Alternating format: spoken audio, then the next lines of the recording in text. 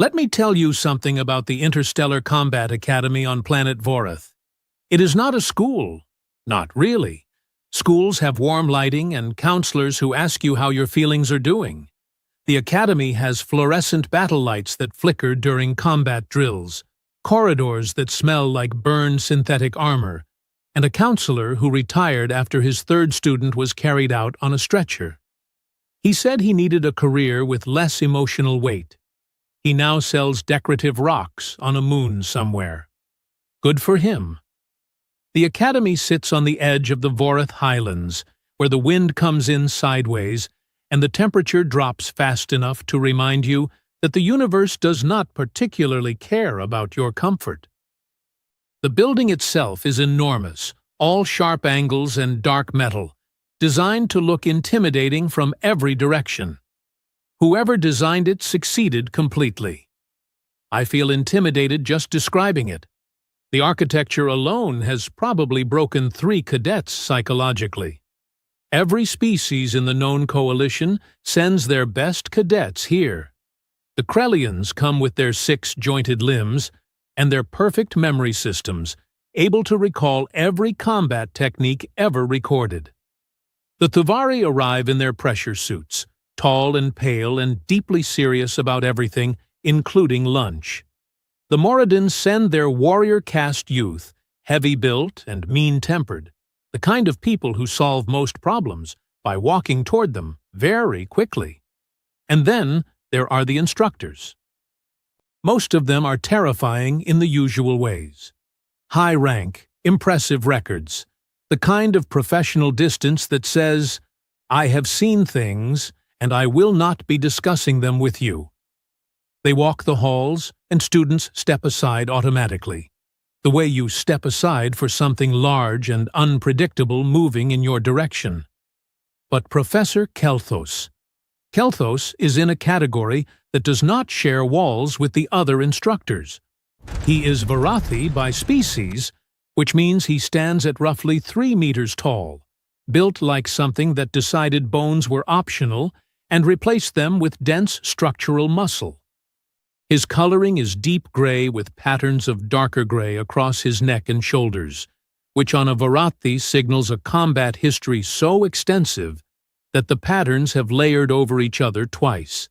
His eyes are gold, not metaphorically gold, actually gold, and they move independently, which means he can watch 2 separate threats at the same time while appearing to look at neither. He has 12 documented kills in active service. He does not put that on his office wall. He does not need to. Everyone already knows. His class is called Practical Combat Engagement. The course description in the Academy catalog reads, "A hands-on approach to real-world threat neutralization across species-specific combat scenarios." What that description politely does not mention is that the scenarios are real, the threats are real, and the medical wing has a standing arrangement with Professor Kelthos that involves pre-cleared beds and a reduced paperwork process. Every semester, a fresh batch of cadets looks at that course listing and thinks, how bad can it be, really? I was one of those cadets. I know exactly how bad it can be. I am Ven Sorath, junior cadet, Thuvari species, second-year student at the Academy, and narrator of this particular disaster. I say disaster with full awareness that it did not end in disaster. It ended in something far stranger. But at the time, sitting in that classroom on the first day of Practical Combat Engagement, looking at Professor Kelthos standing at the front of the room like a monument to bad decisions, disaster felt like the only reasonable outcome available. There were 31 cadets in the class that semester. 28 of them were what you would expect. Sharp, trained, physically impressive specimens from species with strong combat traditions. The Krellians had 3 representatives, all top of their assessment scores. The Moradans sent 5, and those 5 alone raised the average muscle density of the room by a measurable percentage. There were Sulvari, Drexi, a pair of Orath siblings who trained together and moved like they shared one nervous system, And then there were the humans. 3 of them.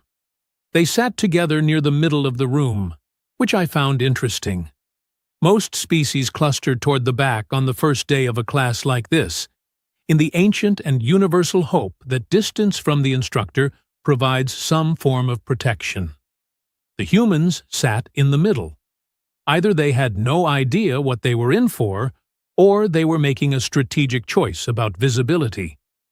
I could not tell which, and that bothered me slightly. The first human was Doyle Fracas. He was large by human standards, broad in the shoulders, with a face that looked permanently skeptical, like the universe had been making promises to him his whole life, and delivering poorly on all of them. He had his arms crossed when he sat down and kept them that way for most of the first session. He looked like someone who had decided to be unimpressed before anything happened, which was honestly a reasonable stance. The second was Petra Voss. She was shorter, faster in her movements, the kind of person who seems to be calculating something even when they are doing nothing. She had a habit of tapping one finger against her knee when she was listening, a rhythm nobody else seemed to notice. I noticed because I was sitting 2 rows back and slightly to the left, and I notice things. It is both my strength and my source of constant low-level anxiety. The third human was the one nobody really looked at, Mira Shen. She was not remarkable in any visible way. Medium height for a human, which is short by most other species' standards. Slim. She had dark hair pulled back simply and eyes the color of old wood, brown with quiet depth. She carried herself without any particular announcement. She did not have Doyle's defensive posture or Petra's electric alertness. She just sat there, settled, like she had already made peace with whatever was going to happen and was simply waiting for it to begin. The Moradin cadets looked at the humans and whispered something among themselves. I speak enough Moradin to understand it. They said the humans looked like they had been sent to the wrong building and had not figured it out yet. I did not say anything in response. I was in survival mode. The entire class was in survival mode. You do not waste energy on commentary when Professor Kelthos is about to walk through the door. He walked through the door. 31 cadets went quiet so fast you could hear the ventilation system.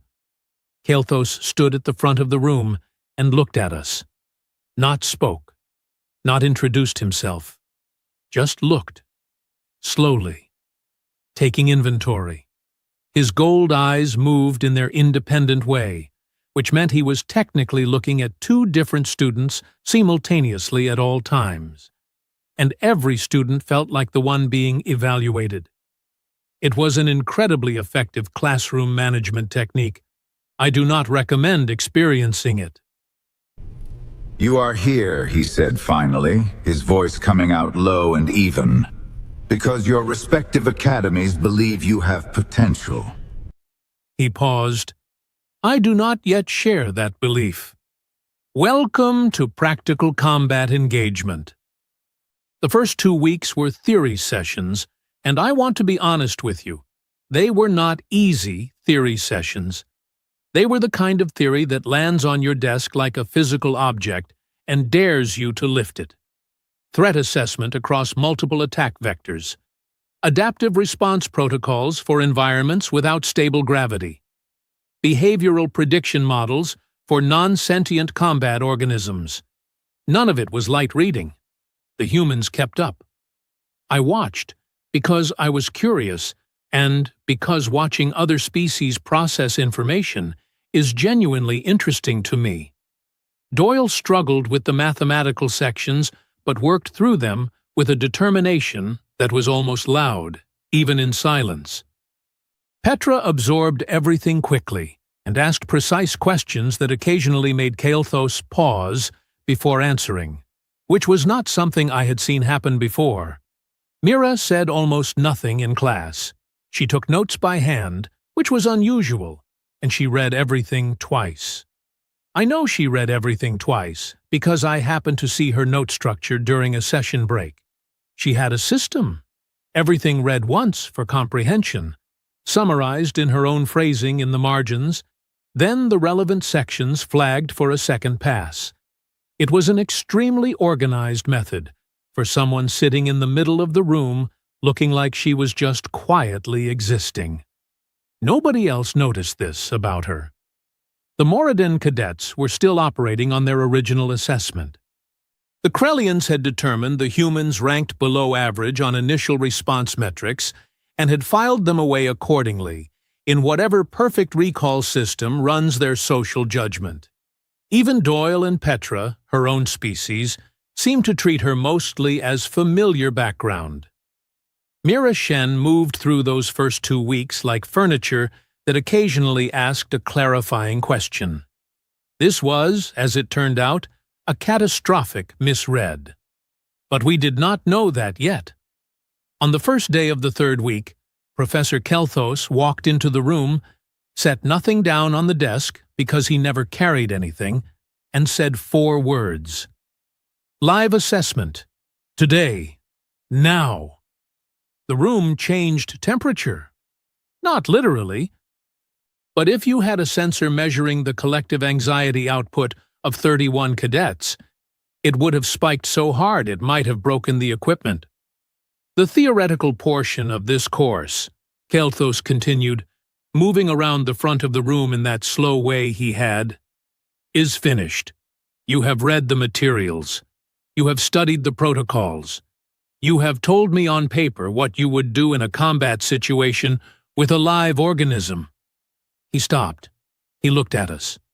Today, we find out if any of that was true. Someone behind me made a sound. I will not identify the species because it was a sound of genuine distress, and I have some mercy. The Academy maintains several combat organisms for assessment purposes, Kelthos said. Today, one will be brought to the arena. One volunteer will enter. The objective is not to kill. The objective is engagement, control, and survival. Time limit is 8 minutes. He paused again. He was very good at pauses. Each one landed like a dropped weight. I will take one volunteer now. The rest of you will observe. He looked at the class. The class looked at their desks.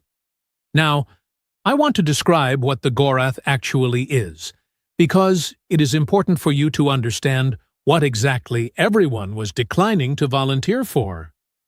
The Gorath is a creature native to the lower jungle regions of Dresha 4, a planet that Earth scientists would classify as extremely hostile to everything, and most other species would classify as a mistake. The Gorath stands about 2 meters at the shoulder on all 6 limbs, though it can rear up to nearly 4 meters when it is feeling theatrical about something, which is often.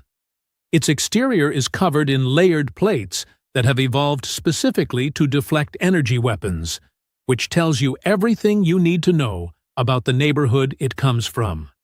It has 4 sensory organs that function differently from each other, meaning you cannot blind it with light or disorient it with sound, because it has backup systems for both. It does not have a particular appetite for anything specific. It attacks what moves. It attacks what smells like a threat. It attacks what makes sounds it does not recognize. It attacks, on at least 2 documented occasions, things that simply looked at it the wrong way. The Academy's Gorath had put 12 students in the medical wing over 4 years, not dead. The Academy has a policy about student mortality that involves significant administrative consequences, but hospitalized. Broken bones, torn connective tissue, one memorable case of a Moradin cadet with 3 times the average species body density who was thrown the full width of the arena and embedded in the padding on the far wall. He recovered. He also transferred programs.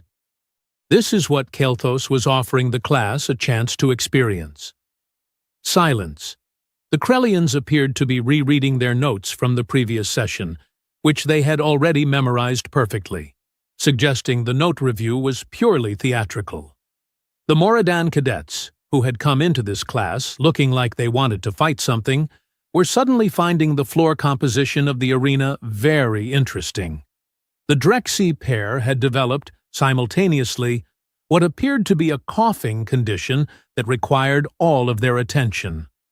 Doyle Fracas had uncrossed his arms and was crossing them again in the other direction. Petra Voss had stopped her knee-tapping. Her finger was perfectly still, which I had learned in 2 weeks was her version of genuine alarm. Kelthos began to walk between the desks, slowly, the long way around. He was watching everyone's face and, I am certain, enjoying the results. This was sport for him? Not cruelty, exactly. More like an instructor who knows that pressure is information, and he was gathering information right now. He passed the Moradin row. Nobody moved. He passed the Krellians. The note reviewing intensified. He passed me. I looked directly forward and thought about being somewhere else. He passed Doyle and Petra. He reached Mira. And Mira Shen raised her hand. Not quickly, not with any performance. Her hand came up the way someone raises their hand to ask what time the cafeteria closes. Calm. Simple. Done. The classroom went a kind of quiet that is different from regular quiet. Regular quiet is just the absence of sound. This was the presence of 30 people simultaneously stopping every small movement they were making, every breath they were adjusting, every unconscious fidget. Just stopped. The room did not go quiet. The room held its breath. Kelthos stopped walking. He looked at Mira Shen. For 4 seconds, he did not speak.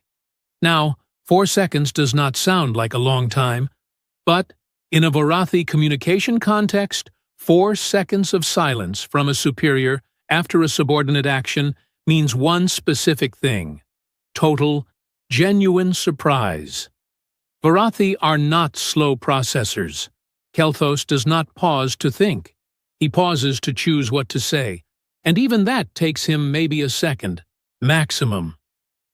4 seconds of silence from Kelthos meant that for the first time in what was probably a very long time, something had happened that he had not predicted.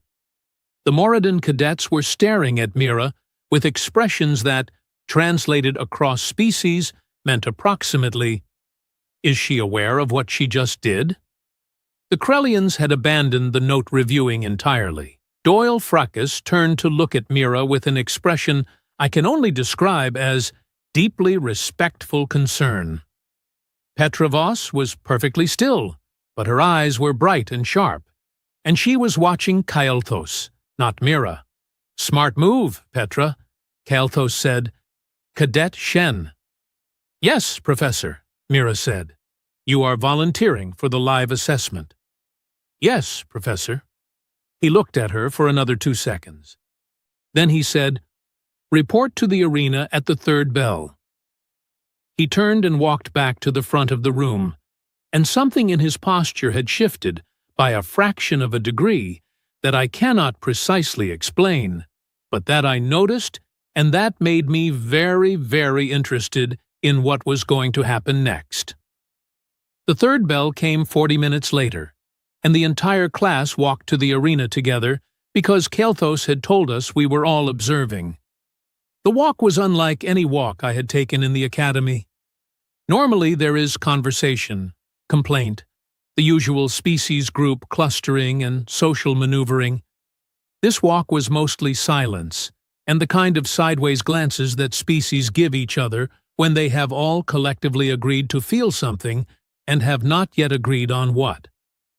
The arena was a large circular space with a high ceiling, padded walls on the lower sections, and observation rails along the upper tier, where we all positioned ourselves. The floor was sealed material that was easier to clean than it was pleasant to think about why that mattered. There were 2 entry points, one for the cadet, one for the creature. Mira entered through the cadet gate and walked to the center of the arena.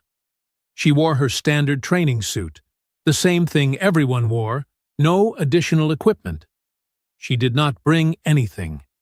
She stood in the center of the arena, and she looked around at it the way you look around at a new room you are trying to understand. Not afraid, just assessing. Doyle was at the rail next to me. He was gripping it. He would not admit to gripping it if you asked him directly, and I respect that. Kelthos stood at the observer level on the far side, watching. The creature gate opened. The Gorath came out. I have read about Gorath. I had seen the classification documents and the incident reports. None of that prepared me adequately for what a Gorath looks like when it is moving in a real space and is actively interested in you. It was enormous. Not in the way you think when someone says an animal is large, in the way that takes your brain a moment to accept. It filled a section of the arena with its presence in a way that made the arena feel smaller than it was. Its plated surface caught the overhead light and scattered it dully. It moved with 6 limbs in a rolling gait that was faster than it had any right to be at that size, and when it turned its sensory cluster toward the center of the arena and located Mira Shen standing there, it made a sound that went through the floor and through the rail and through my hands and settled somewhere unpleasantly in my chest. Mira looked at it. The Gorath looked at Mira, in its way, all 4 sensory organs orienting toward her. And then it charged. Not a test charge. Not a territorial warning. A full, direct, committed charge at the small human standing in the middle of the arena. The floor shook. The sound of 6 heavy limbs in rapid contact with sealed material was like a percussion sequence with no musical value and considerable threat value. Mira moved. She did not move in the direction most species move when something enormous is accelerating toward them. She did not sprint for the walls. She did not attempt to climb anything. She moved to the side, slightly, and then she moved toward the beast instead of away from it, which caused Doyle next to me to make a sound that a pressurized container makes when it is close to a critical threshold. The Gorath's first pass missed her by a margin that I am going to describe as uncomfortable, because calling it what it actually was, which was just barely enough, would have made the situation feel too real to describe calmly. The creature turned. It was fast turning. The creature reports always mentioned the turning speed, and reading it and seeing it in the same moment produced in me a new respect for accuracy in creature documentation. Mira was breathing hard already. The initial movement had cost her something. She was rolling her left shoulder in a way that suggested the wind pressure from the pass had caught her. Or she had clipped something. She was injured, slightly, before the real contact had even begun. A Moradin cadet beside me said something under his breath that translated roughly to, "It is already over." It was not already over. Mira watched the Gorath reorient. She did not watch it the way a person watches something they are afraid of. She watched it the way I have seen engineers watch a mechanical system they are diagnosing. Looking for the pattern. Looking for the rhythm. Her head moved slightly, tracking, and I realized she had already identified something because her body position shifted in a subtle way before the creature moved again. The second charge came differently. The Gorath adjusted its approach angle, which was more sophisticated behavior than most cadets expected from it. Mira adjusted in response. She let it come closer this time, which was either a calculated decision or the most alarming mistake I had ever watched happen in real time. At the last possible moment, she dropped her center of gravity and went sideways under the leading limb. And the creature passed over her, and she came up behind it, and she hit it. She hit it with her forearm across the lower sensory cluster, a short, sharp, driving strike that targeted specifically the region between the third and fourth sensory organ, which from the course materials I knew was the highest density nerve junction point on the Gorath body structure. The Gorath did not go down, but it missed its next step. It stumbled. Just once, just slightly, just for a fraction of a second. Every cadet at the rail made a noise. Kelthos said nothing. Mira had already moved again. She was circling now, keeping movement, never still. The Gorath relocated her and charged a third time, and this time it connected. Its leading limb caught her across the midsection and sent her sliding across the arena floor 12 feet in a direction she had not chosen. She hit the padding on the wall and left a dent. Silence at the rail. Mira got up. Not fast. Not dramatically. She got up the way you get up, when getting up is simply the next thing that needs to happen, and you are going to do it, because that is the sequence. She took a breath. She rolled her neck. She looked at the Gorath. And she started talking to it. I want to be very precise here because I know how this sounds. She did not talk to it in any linguistic sense. She used sound and posture in a combination that I had never seen before, and that I later understood was something humans call, in their own species research, behavioral mirroring with vocal overlay, used in their own world when dealing with large non-sentient predators. Low sounds, specific registers, body language that was simultaneously non-threatening and non-retreating. The Gorath's charge speed dropped slightly on the fourth approach. The Moradin cadet who had said it was already over was quiet now. Everyone was quiet. The fourth charge was slower. Mira timed it differently. She went inside the limb trajectory instead of outside it, taking another hit, a hard one, across her back and shoulders, but using the creature's own momentum to press against its underside and deliver 3 successive strikes to the same nerve junction point. Harder this time. Harder. And then a fourth that landed with everything she had left in her right arm. The Gorath stumbled. More than stumbled. It went to its front 4 limbs, and then the front 2 buckled, and it went down, all of it.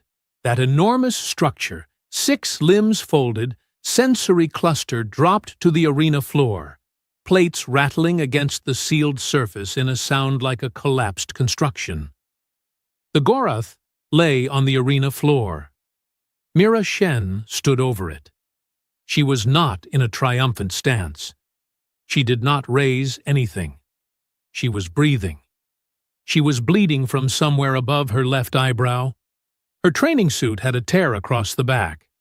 She was standing, and the Gorath was not, and she looked at it for a moment with something in her expression that I could not identify at the time. I identified it later. It was respect. The 8-minute timer, which I had completely forgotten existed, had not expired. She had done it in 5 minutes and 40 seconds. The arena was silent. The entire observer level was silent. Doyle Fracas had stopped gripping the rail because both his hands were on top of his head, and he was staring at the arena floor. Petra Voss was smiling in a way that was small and private, like she was the only one who had known this was possible, and had been waiting patiently for everyone else to catch up. Kelthos moved. He did not walk fast. He never walked fast. But there was something different in his movement as he came down from the observer level and crossed the arena floor toward Mira. The Gorath was already beginning to recover, its legs moving in slow cycles, its sensory cluster lifting slightly, but Kelthos crossed past it without a second glance, which is the Vorathi behavioral equivalent of dismissal, and went directly to Mira. He stopped in front of her. He looked down at her. The height difference between them was significant. Mira looked up at him.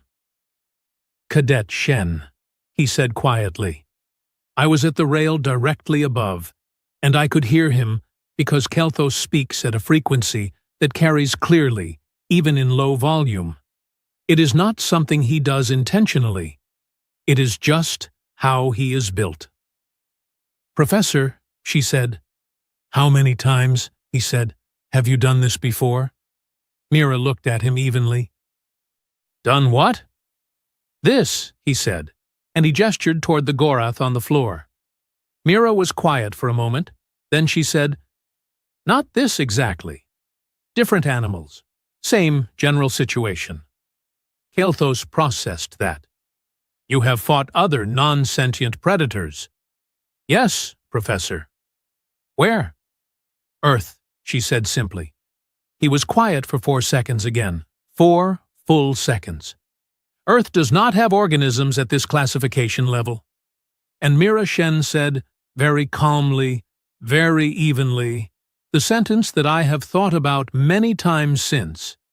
"With respect, Professor, Earth has organisms that make this one look like a starting point." Kael'thas looked at her for a long moment. Then he turned and walked back across the arena and up to the observer level, and he stood in front of 30 cadets who were all looking at him with the wide, stunned expressions of people who have just had a foundational assumption about the shape of the world revised without warning. Kael'thas looked at us. The gold eyes moved. "What you observed today," he said, and his voice was exactly as even as always, "is not technique. Cadet Shen has technique, but technique is something any of you can acquire with sufficient work." He paused. "What she demonstrated is something different. She demonstrated the decision not to stop. Under impact, under disorientation, under conditions that trigger every biological alarm system a body possesses." He looked along the rail. "Most species stop when their body tells them to stop. This is not a failure of courage. It is a failure of override capacity." Another pause. "The human species has an override capacity that I have encountered exactly 3 times in my 31 years of instruction." The Moradin cadets, who had come into this semester expecting to be the physical standard of the class, were very still. "Tomorrow," Kael'thas said, "we begin practical assessments for the rest of you. I suggest you use tonight to recalibrate whatever assumptions you arrived with." His gold eyes landed on no one specifically, and everyone generally. "Dismissed." We walked back to the main building in a different kind of silence than the one we had walked out in. The first walk had been nervous silence, anticipatory silence, the silence of people bracing for something unpleasant. This was a different category entirely. This was the silence of a room after someone has changed the temperature, and everyone is still adjusting to the new air. Doyle Fracas walked next to Mira and said absolutely nothing, which, from what I had observed of Doyle, was actually a significant statement. He just walked next to her. Petra was on her other side, still with that small, private smile. Mira walked between them and looked slightly tired, and was pressing 2 fingers to the cut above her eyebrow. The Moradin cadets did not say anything about the humans walking to the wrong building. The Krellians, whose perfect recall systems had presumably already indexed every moment of the past 5 minutes and 40 seconds, and begun cross-referencing it against their existing threat assessments, were walking with slightly adjusted posture. Subtle. But I noticed. I walked back to the main building thinking about Earth. I had never thought much about Earth before. Most species in the Coalition do not spend significant time thinking about Earth. It is small. It is far from the primary Coalition hubs. It is a moderately inhabited death world by classification, which means the baseline environmental conditions are hostile enough to qualify for the designation, but not extremely so. Not Dresha 4, not the Vorith Badlands, just a death world, mid-tier, unremarkable. That classification turns out to have a significant flaw, which is that it measures the environment without measuring what the environment produced. The environment of Earth is hostile enough to have spent 4 billion years killing everything that could not handle it. The things that survived that process, that climbed out of that particular filter and arrived at sentience, are not the things that gave up when their body said, stop. They are specifically and precisely the things that did not. They are the things that looked at something enormous and dangerous, and when the room went quiet and everyone looked away, raised their hand. And here is what stays with me, and what I have thought about on many evenings since that day in the arena. Mira Shen went back to being unremarkable after that session. She sat in the middle of the room. She took her notes by hand. She read everything twice. She did not develop a reputation for drama or performance. She did not become loud. She did not become the person everyone looked at. She just continued to be exactly what she had always been, which was something none of us had properly looked at. The difference was that now we looked. Nobody mocked the humans after that. Not openly, not quietly, not in the private whispers of the Moradin section or the filed-away assessments of the Krellians. Something had shifted in the calculation every species makes when it enters a new social environment, when it ranks and sorts and measures and files. The humans had been filed under unlikely. That file had been closed, and whatever replaced it did not have a label yet, because the right label had not existed before. The right label was something like, watch carefully, do not make assumptions, and if the room goes quiet, pay attention to whoever is still moving. What the humans are, what Mira Shen demonstrated in 5 minutes and 40 seconds on a sealed arena floor against a creature that had hospitalized 12 cadets before her, is not raw strength. It is not advanced technique. It is not even intelligence, though they have that. It is the specific, strange, almost unreasonable quality of a species that evolved in a world that was trying to kill them every single day, and instead of being killed, decided to keep going. Not heroically, not dramatically, just kept going. Because stopping was the other option, and stopping was not acceptable. That is what you are dealing with when you deal with humans. That is what the entire Interstellar Combat Academy learned from one quiet girl who raised her hand. The universe, I think, is still figuring out what to do with that information.